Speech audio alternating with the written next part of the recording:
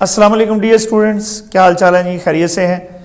हमारा जो work power और एनर्जी वाला जो चैप्टर है उसमें आज का हमारा लेक्चर नंबर 2 उस चैप्टर का, और ओवरऑल जो मैकेनिक्स हमने लेक्चर सीरीज स्टार्ट की हुई है इसका लेक्चर नंबर 6 है।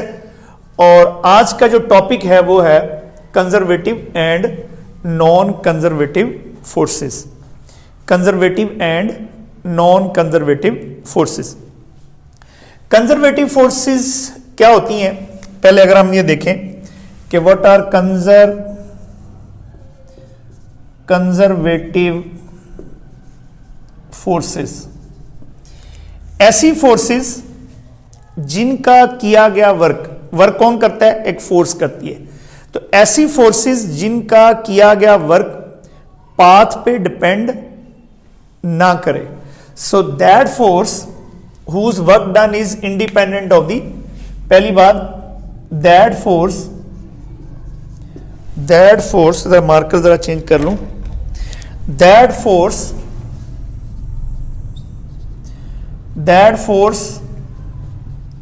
whose work done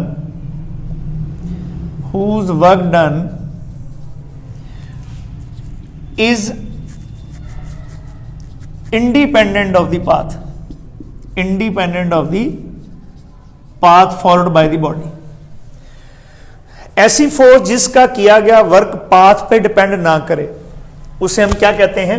conservative force. या the work done by that force around a close path, work done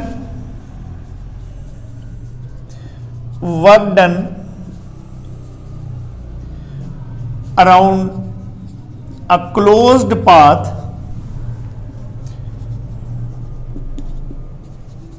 is zero. So work done around a closed path is zero by that force. ऐसी force जिसका किया गया work path पे depend ना करे और the work done around a close path is zero is called conservative force. और ऐसी जो फोर्स है इसका जो किया गया वर्क है it only depends upon the initial and final positions. So the work done by that force only depends upon work done by that force only depends upon initial and final positions. Initial and final positions पे इनका जो किया गया work है वो depend करता है। तो हमने ये जो दो बातें हैं, ये दो बातें किसी भी फोर्स को जज करना हो कि वो कंजर्वेटिव है या नहीं, तो ये दो उसके प्रूफ्स हैं। ये हम साबित करेंगे कि उनके उस फोर्स का किया गया वर्क पाथ पे डिपेंड कर रहा है। अगर कर रहा है तो वो फिर कौन सी फोर्स होगी? नॉन कंजर्वेटिव फोर्स होगी। और अगर उसका किया गया वर्क, उस फोर्स का किया गया work around a close path zero नहीं है तो तब भी वो एक नॉन कंजर्वेटिव फोर्स होगी। इसका उलट कर दें, कंजर्वेटिव जो इसकी प्रॉपर्टीज हैं कंजर्वेटिव फोर्स की, उसका उलट कर दें तो वो क्या बन जाएगी? Non conservative force. अच्छा, कंजर्वेटिव फोर्सेस में क्या कौन कौन सी फोर्सेस आती हैं? कंजर्वेटिव फोर्सेस में कौन कौन सी फोर्सेस आएंगी? Number 1 gravitational force. Gravitational force जो है ये कंजर्वेटिव फोर्स है। उसके बाद जो है वो elastic spring force.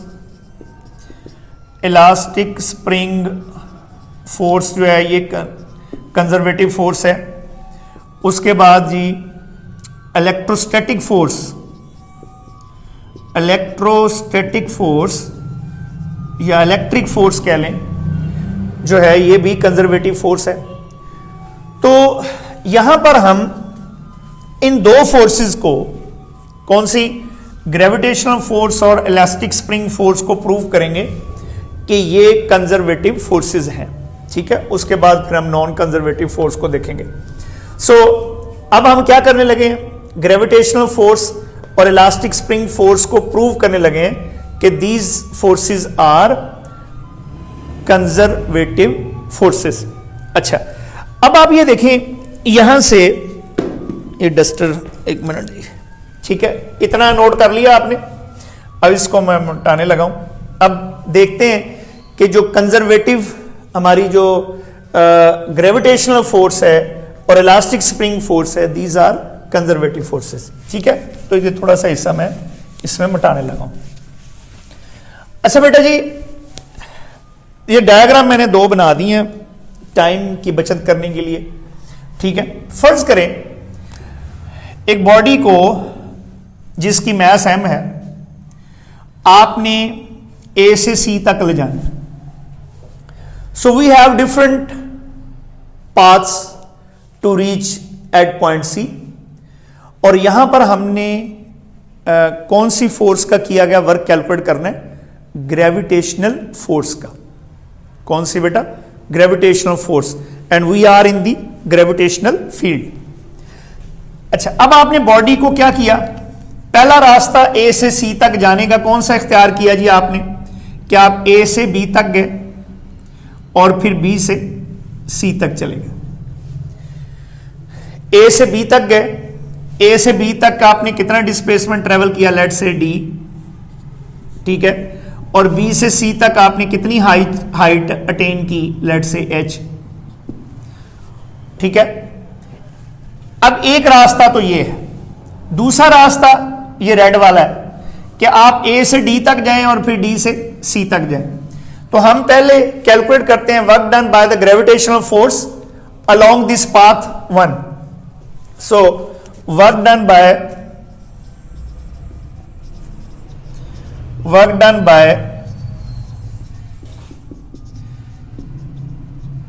gravitational force, work done by gravitational force along the path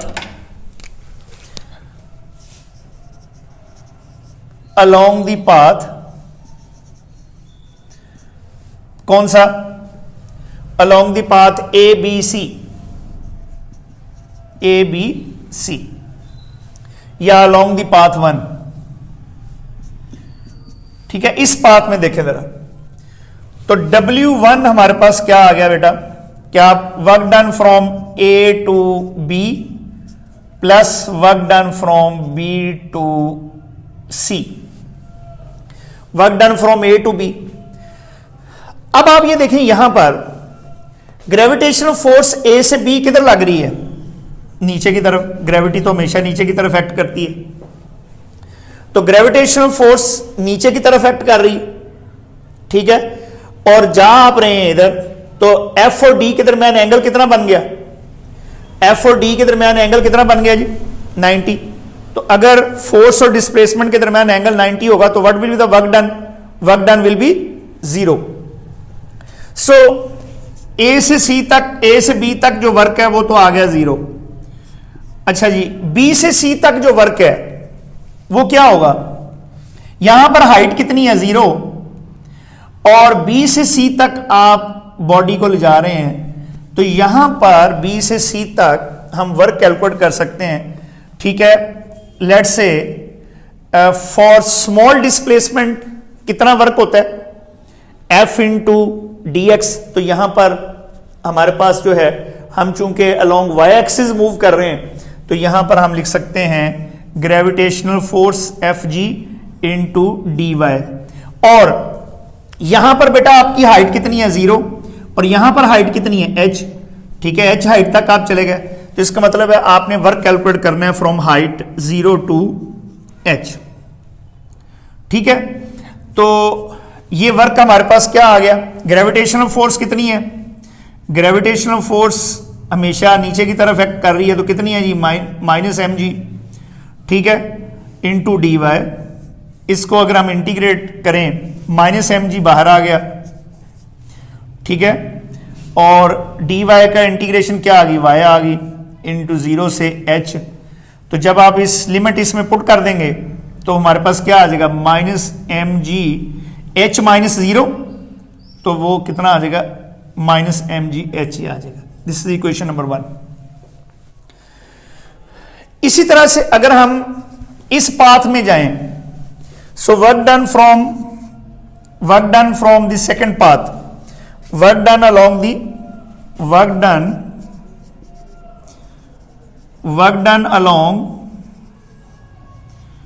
along path 2, second path में अगर हम जाएं तो क्या होगा बताएं, वो किसके बराबर होगा, work done W2 is equal to work done from A to D,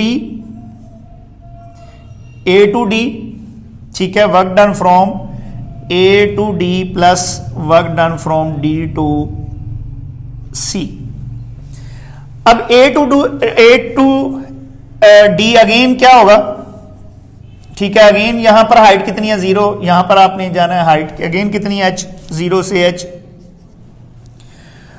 से h अगर देखें तो हमारे पास क्या बन गई, ग्रेविटेशनल फोर्स इनटू dy, ठीक है, प्लस d से c तक ग्रेविटेशनल फोर्स का किया गया वर्क कितना होगा 0, because when we move along horizontal direction और ग्रेविटी नीचे की तरफ एक्ट कर रही है, आप हॉरिजॉन्टल डायरेक्शन में मूव कर रहे हैं, तो f और d के दरमियान एंगल 90, तो अगेन वर्क कितना हो गया 0। तो इसमें देखें जी अगेन -mg यहां ग्रेविटेशनल फोर्स और इंटीग्रेट करें तो अगेन हमारे पास क्या आ जाएगा y 0 से h, तो ये क्या आ जाएगा -mgh, ठीक है जी, दिस इज इक्वेशन नंबर 2। अब आप बेटा देखें इसमें आप ये वाला पाथ फॉलो करें या ये वाला पाथ फॉलो करें, दोनों सूरतों में आप देखें जो वर्क डन, अगर हम यहां से टेढ़ा मेढ़ा रास्ता भी इख्तियार करेंगे ना या सीधा रास्ता इख्तियार करेंगे फिर भी इतना ही आएगा, वर्क डन इतना ही आएगा। तो इसका मतलब ये हुआ work done bye the gravitational force is independent of the path. तो पहली कंडीशन फॉलो हो गई कि work done is independent of the path. अब दूसरी कंडीशन क्या है कि work done around a close path is 0, तो अब हम work done around a close path देख लेते हैं, work done around a closed path ले जी, वो किसके किया, नहीं जहां से आपने जाना है उधर ही वापस आ जाना है।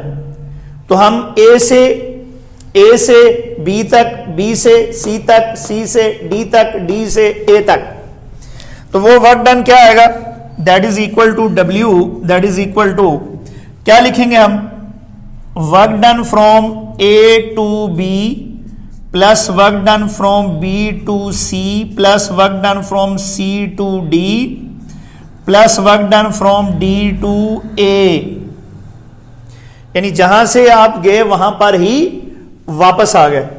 तो इसमें आप देखें, अगर इसमें आप देखें जी अगर यहां से कैलकुलेट किया जाए, ठीक है, यहां जगह जरा कम है, डस्टर्स ऊपर मिटा दें, ये वाला बेटा मिटा दें जरा। तो इसमें आप देखें कि work done from A to B by the gravitational force again 0, सो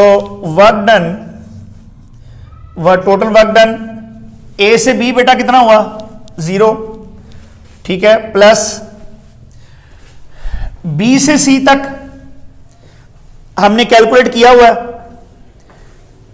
या आप लिख सकते हैं, दोबारा भी लिख लें, work done bye the gravitational force into dy,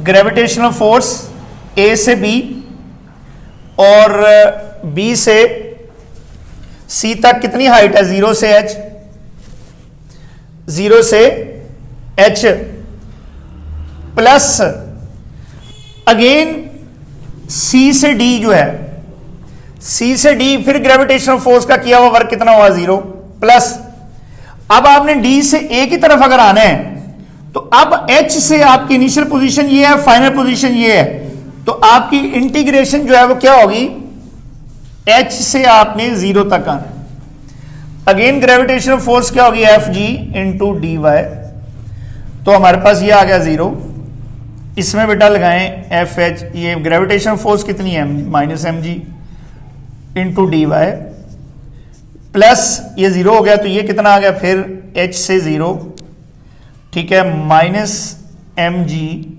into d Y.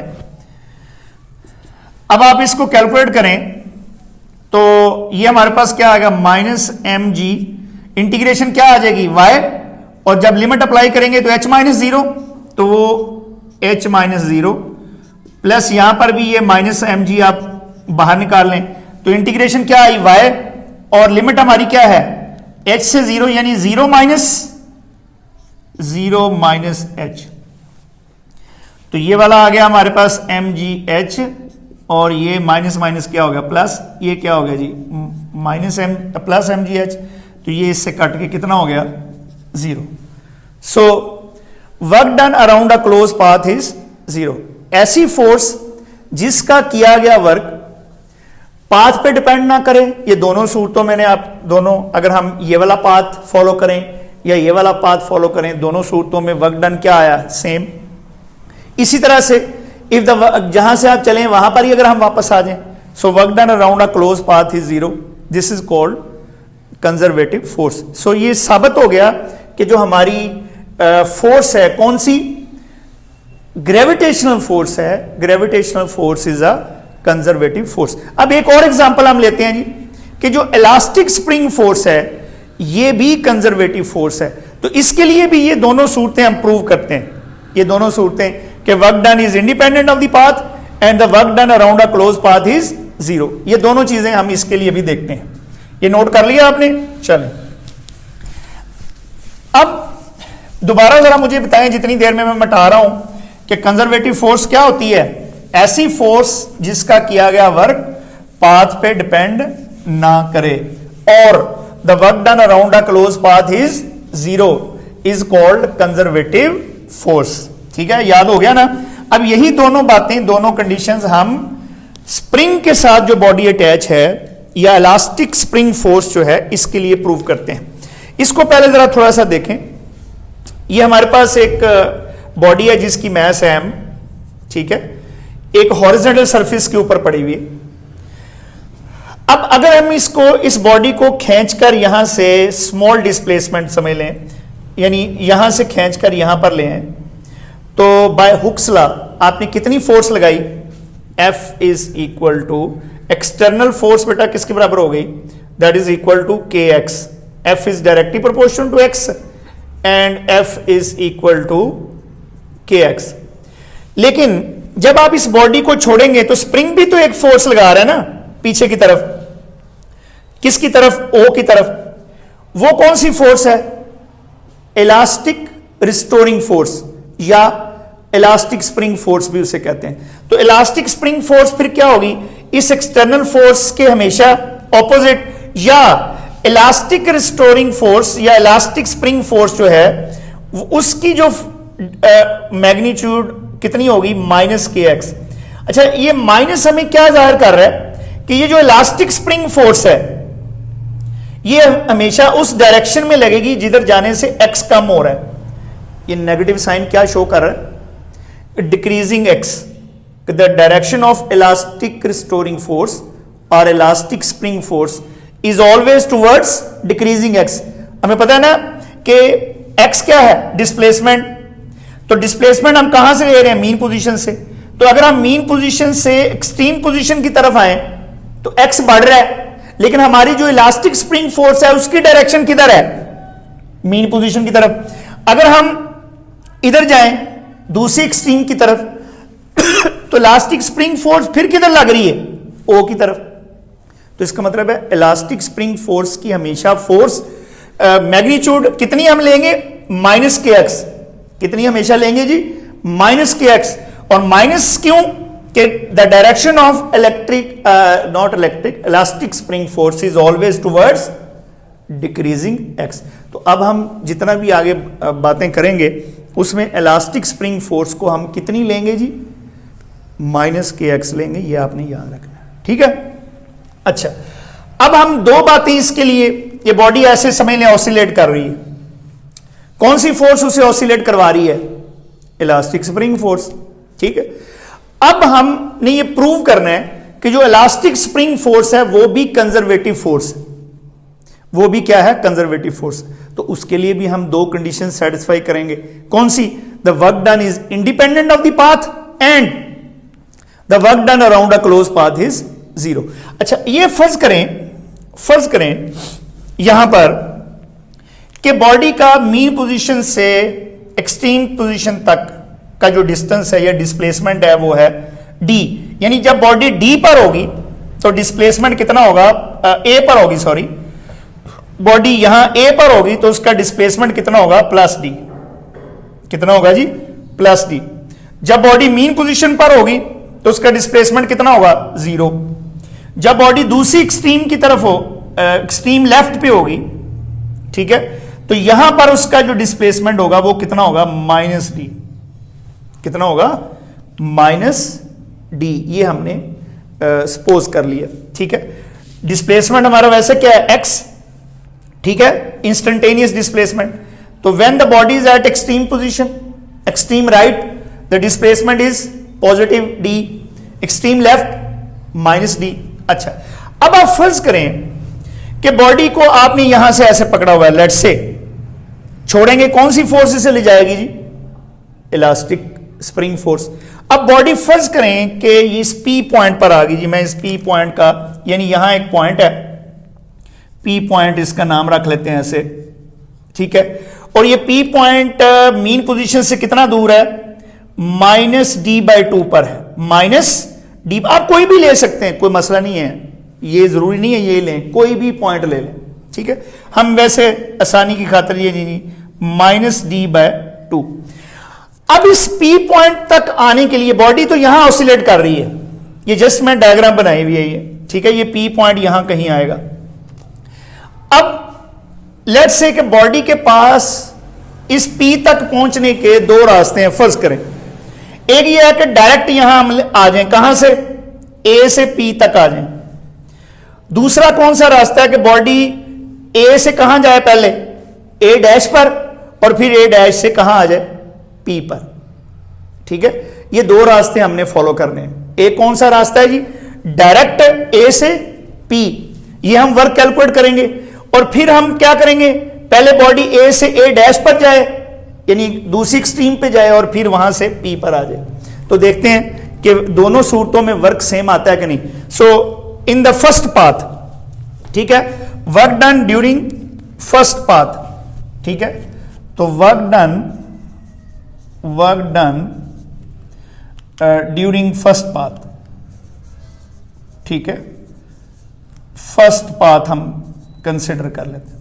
लो, ये फर्स्ट पाथ हमारा कौन सा है, डायरेक्ट A से आपने जाना है P तक, ठीक है। अब ये जो A से P तक आप आ रहे हैं, ये किसके बराबर है जी, work done from A to P, W1 इसे क्या देते हैं, that is equal to, small displacement के लिए हमें पता है वर्क किसके बराबर होता है, F इंटू dx। अब हमने कहां से कहां तक आना है, +d से -d/2 तक, +d से -d/2 तक, ठीक है। तो लें जी वर्क कैलकुलेट कर लेते हैं, लें जी +d से -d/2 तक अगर हम आए तो इलास्टिक ये जो स्प्रिंग फोर्स है वो कितनी है, -kx इंटू dx, ठीक है, -k बाहर निकाल लेते हैं, इसी इंटीग्रेशन करें जी, तो क्या बन गई, x²/2 और +d और इधर -d/2, ये 2 भी बाहर निकाल लें तो क्या आ गया, -1/2k। लें जी लिमिट लगाएं जी, क्या बनेगा, d²/4, ये पहले ये पुट किया अपर लिमिट, फिर लोअर लिमिट -d²। तो जब आप इसको एलसीएम लेंगे 4 तो क्या बन जाएगा, d² -4d², तो क्या आ गया, 3d²/4, तो माइनस माइनस क्या होगा, प्लस। तो ये हमारे पास बन गया जी -3/8, माइनस माइनस प्लस हो गया kd²। This is equation number 1। अब हम कौन से पाथ द वर्क डन, दूसरा वाला पाथ जरा देखें, work done during second path, second path. अब सेकेंड पाथ हमारा कौन सा है जी, कि बॉडी ने, आपने पहले कहां जाना है, ए से ए डैश तक जाना है, ए से ए डैश तक जाना है, फिर बॉडी क्या करेगी, ए डैश से कहां आ जाएगी, पी तक। तो इसका मतलब है ये वाला जो वर्क है वो किसके बराबर होगा, वर्क डन कहां से कहां तक जी, ए से ए पर डिस्प्लेसमेंट कितना है, प्लस डी, ए डैश पर कितना है, माइनस डी, ठीक है, प्लस उसके बाद यानी ए से ए डैश तक हो गया, फिर ए डैश से पी तक आना है, तो ए डैश पर कितना है, माइनस डी, पी पर कितना है, minus D by two, minus D by two. तो हमारे पास ये आ गया जी F into D, F into D x.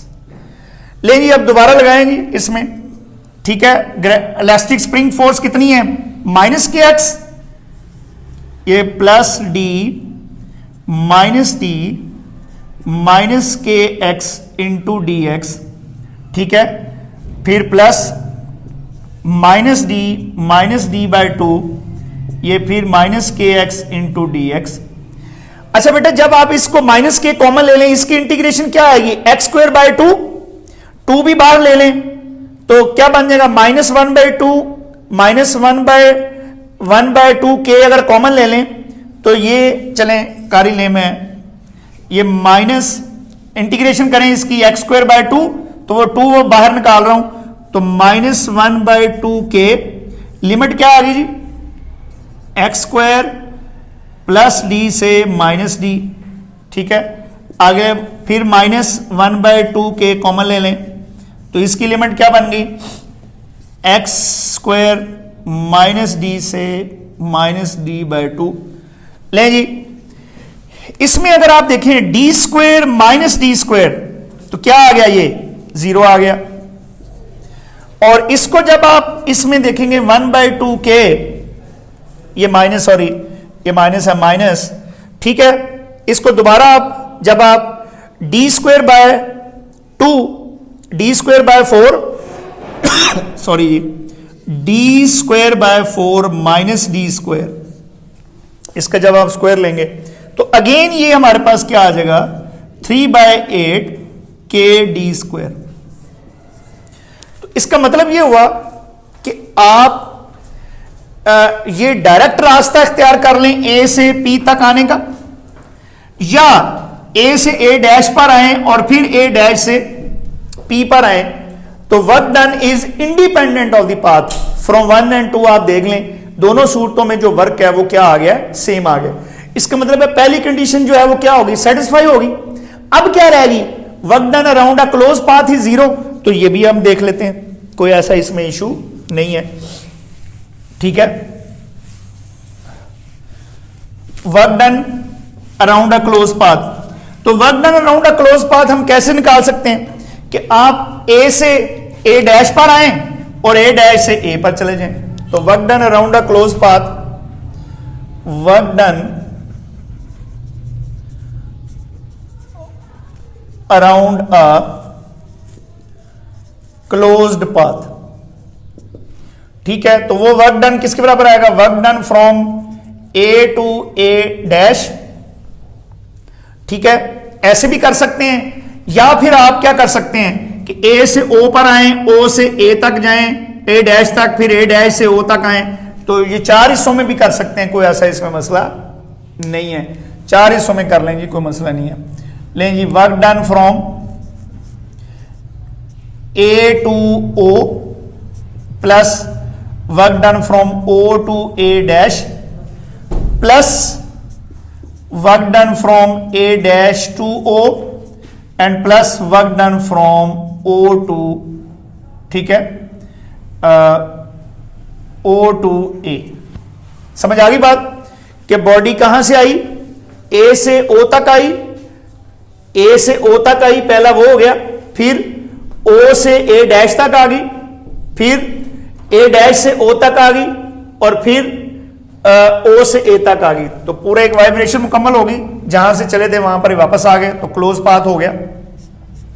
तो हमने कौन सी फोर्स का देखना है जी, इलास्टिक स्प्रिंग फोर्स। तो पहला हिस्से में ए से ओ तक, ए से ओ तक क्या आएगा, एफ डी एक्स, ठीक है। और डिस्प्लेसमेंट ए पर कितना है, प्लस डी, और ओ पर कितना है, 0 मीन पोजीशन पर, ठीक है। यहां से ओ से A dash F into D X, limit बताएं जी, ओ पर कितनी, 0, ए डैश पर minus D, plus minus D से 0 F into D X plus, ठीक है, 0 से डी तक एफ इंटू डी एक्स। अब आप बेटा देखें माइनस के एक्स, ठीक है। अब मैं थोड़ा सा जरा पीछे, हम चूंकि कर चुके हैं तो थोड़ा सा डायरेक्ट ही लगा दूंगा इसकी, चले पुट कर लें पहले एक दफा एक स्टेप में, फिर जरा minus K X into D X plus 0 to minus D, minus K X into D X plus minus D to 0, minus K X into D X plus 0 to plus D, minus K X into D X, ठीक है जी।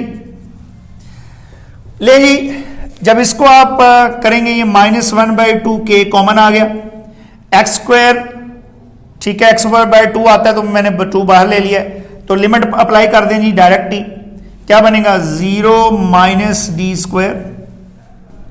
इसी तरह से plus -1/2 के common आ गया, तो बाहर निकाल लिया, तो ये लिमिट अप्लाई करें जी एक्स स्क्वायर में, क्या बनेगा, D square minus d square minus 0।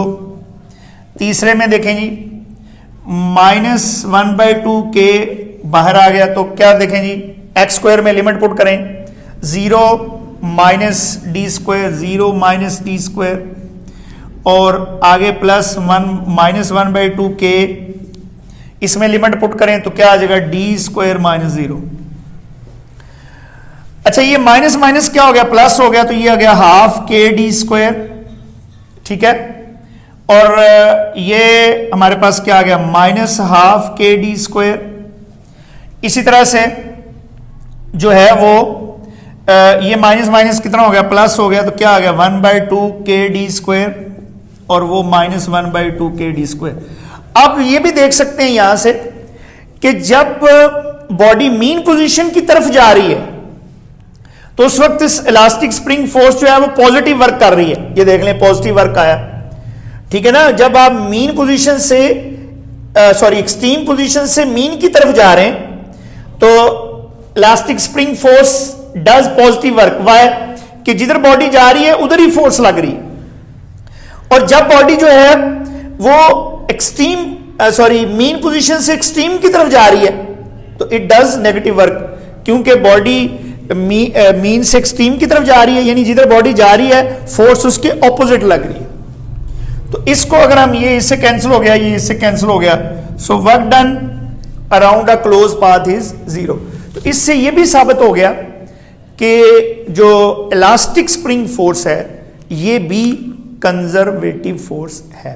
तो आपने ये दोनों को प्रूव कर दिया कि जो इलास्टिक स्प्रिंग फोर्स है और ग्रेविटेशनल फोर्स है, ये दोनों जो फोर्सेस हैं दे आर कंजर्वेटिव फोर्सेस। अच्छा, अब नॉन कंजर्वेटिव फोर्स पे आ जाएंगे। नॉन कंजर्वेटिव फोर्सेस कौन सी होंगी?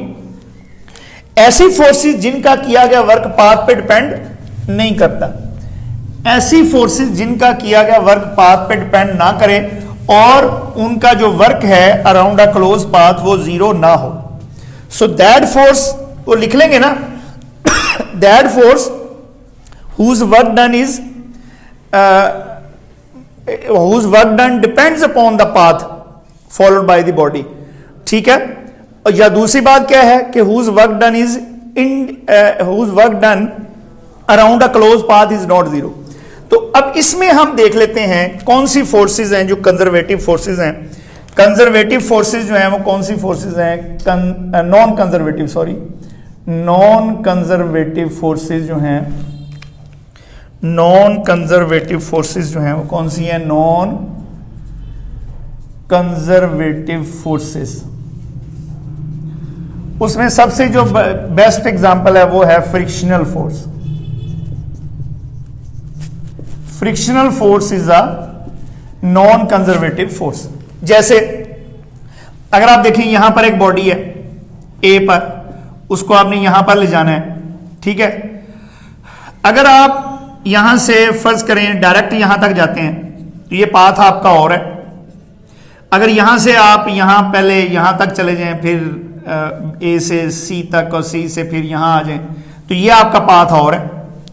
तो इस पाथ में जारी बात है पाथ डिफरेंट है, ठीक है, पाथ डिफरेंट है, तो इसका मतलब यह हुआ फ्रिक्शनल फोर्स डिफरेंट लगेगी। तो पाथ जो फ्रिक्शनल फोर्स है it depends upon the path, it depends upon the path. और वैसे भी इस पाथ में और इस पाथ में बेटा किया गया जो वर्क है वो बेशक रोड एक जैसी क्यों ना हो, इधर से आप जाएंगे ज्यादा डिस्टेंस, ज्यादा रास्ता आपको ट्रेवल करना पड़ रहा है, इधर से आप जाएंगे कम रास्ता ट्रेवल करना पड़ रहा है, ठीक है। तो फ्रिक्शनल फोर्स इधर से और आएगी, इधर से और आएगी, so it depends upon the path, so it is a non conservative force. और वैसे भी चलिए अगर हम अराउंड अ क्लोज पाथ देखें, अगर आप बॉडी को ए से बी तक ले जाएं, लेट से कि कितना आपने डिस्प्लेसमेंट ट्रेवल किया डी, तो work done from A to B क्या आया जी? Work done from A to B हमारे पास क्या आ गया? Work done from A to B, frictional force लगी let say F dot D, ठीक है। अब जब बॉडी इधर आप ले जा रहे हैं तो फ्रिक्शनल फोर्स हमेशा किधर लगेगी? ऑपोजिट, तो वो क्या लगेगी? एफ डी कॉस 180 डिग्री, यानी बॉडी की डायरेक्शन ऑफ मोशन की हमेशा फ्रिक्शनल फोर्स किधर लगती है? ऑपोजिट लगती है। तो ए से बी तक work done by the frictional force कितना आ गया? Minus F D.